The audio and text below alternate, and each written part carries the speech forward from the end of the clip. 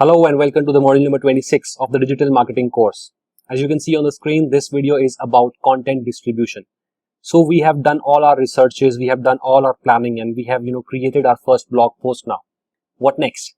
We have to distribute it. We want more number of eyes to actually see our efforts. We want people to read our content and then engage with it. We want people to read our content. We want people to go through it and then do something at the end, right? We just don't want them to read and leave. We want them to perform an action, and that action is called a call to action. And that action can be like sharing it on social media, commenting on your blog posts, right? So, or you might want people to fill up a form after, reading up a blog post. So that again is a CTA. This thing has to be done when you are creating content. Okay, you have to start strong. You have to, you need to have a good introduction, and you need to have a strong CTA at the end. But what if people don't do what you are wanting them to do? You still have to share it, right? There's going to be somebody who's going to do what you say, right? So you want people to sign up for a form, there will be some people who do it, but to get those people, you have to put in the effort to distribute it, at as many places as possible. Nobody is going to come, finding your brand, because nobody knows you right now. You are just a beginner.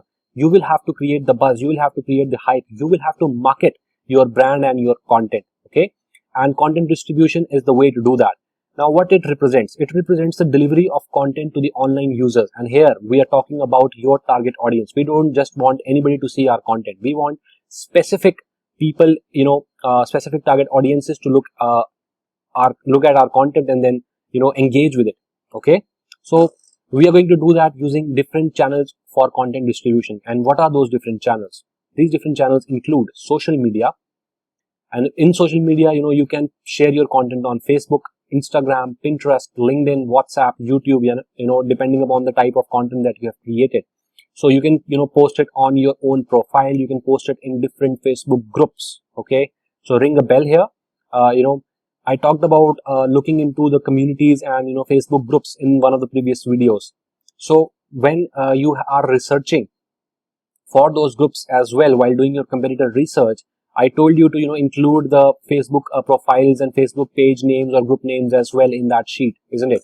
So when you have done your research from those pages, then why not share your content on those pages as well, if the admin allows you, obviously, because they are the admins of the group. They have the right to actually decide if they want to show your content to the world or not. All right, so still you can post it on your own social media platforms, right? So depending upon the type of content, if it is image content or video, you can share it on Instagram. If it is all the different types of content, you can share it on Facebook.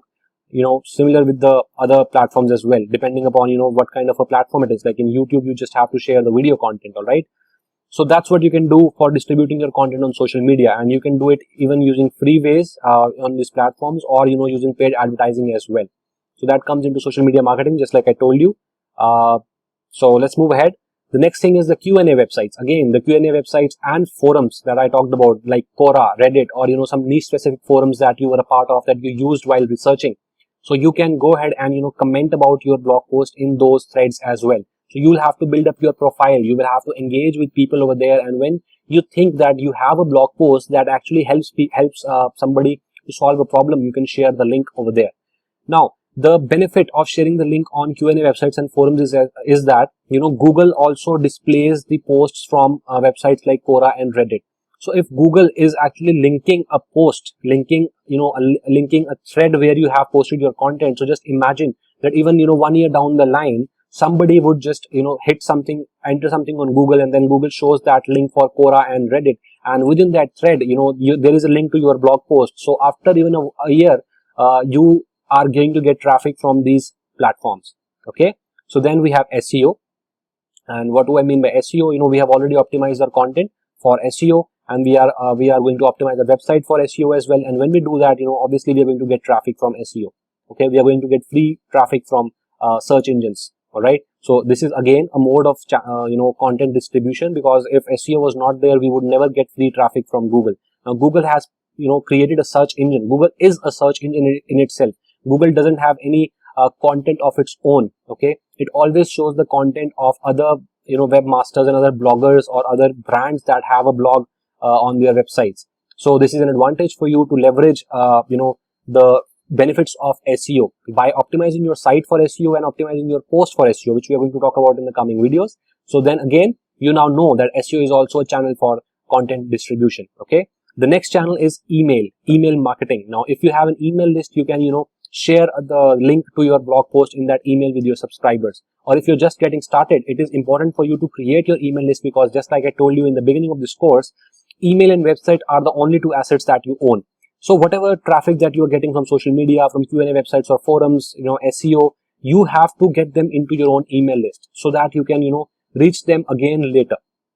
You could not, you can never, find out, like, the same person, without him giving his details. Like, the reader might have come from anywhere, any social platform or any other channel for distribution, like from SEO or from a forum.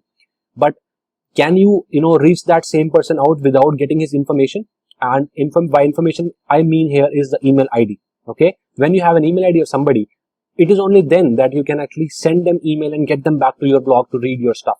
Okay. So that's what we are going to talk about in email marketing as well. But you need to know that this is a channel for content distribution as well. All right. The last and the final one for the content distribution that you can use right now is guest blogging.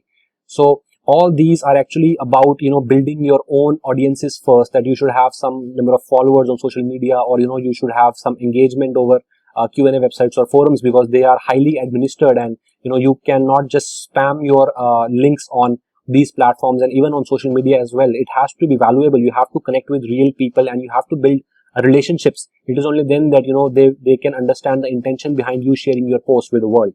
Okay. But in guest blogging, by guest blogging, what we mean is, you are writing a content piece for some other website, and that website owner is going to, add in an author box for you where people can actually read about you, and then there is a link to your own website. That way, the audience of that other blog where you have posted your content is going to read the article, and some of them will click on the link in the author bio, in your author bio, and they will reach your website. And when they reach your website, if you have the email marketing setup, you can acquire those leads as well. And then the second time, you won't have to do another guest blogging thing for getting, for reaching out to the same customer. But guest blogging is always evergreen. You can, always guest blog on other people's websites as well, because you get attention, and people from different sources actually get to know you, and that is how you become an omnipresent marketer. Okay. So these are all the sources of of content distribution that you can use. The first and the initial one, which will give you the the instant benefit, will be the social media, because you already might be having some number of followers or some number of friends on social media, and when you share your post on social media, then some number of people are going to hit that link if the headline is good enough, and they might read your article. But that's obviously not a certainty all the time, because organic social media organic social media traffic is dying. With paid advertising coming into picture, social media platforms are not showing your blog posts or your something that you share to all of your connections. Okay, like if you have maybe a page with 10,000 followers, all right, 10,000 likes, then with the declining social media organic rate, only maybe 4% of that number is going to see your post, and that too, they might not be online at the same time. Okay, when you hit the share button. So the life of content on social media is very, very less. Okay, but with SEO, it's entirely different. In the beginning of SEO, it takes some time for you to get ranked in Google, but when you do, when you actually keep on optimizing your site and content for SEO, more and more people come to your site. All right, so this is going to be an instantaneous hit for you. Okay, and you will get that initial motivation that people are actually reading my content, and then you can ask for feedback from them, and you can connect with them on a personal note as well. All right. So using all these channels of content distribution, you are actually building a business. You are actually building relationships with your customers, okay, with your potential customers maybe. That may just be leads for now. That may just be prospects for now, but they can eventually be your customers, okay. So this is how, your content marketing is going to be helpful for you and for your business, all right. So with this, we are done with content marketing. You now know everything about content marketing, okay. You know how to plan, you know how to create, and you know how to distribute. And that is what content marketing is all about. We want more and more people to read our content, and then, eventually this is going to help you build your brand and position yourself as an expert in the industry. All right. In the next video, which is going to be the last video in the content marketing module, I'm going to talk about the promised tools for content marketing that you can use, which are going to help you a lot in your content marketing journey, for planning your content to actually delivering your content. All right. So stay tuned for the next video. This is me, Anmol Dugal, signing off of this one. Bye bye.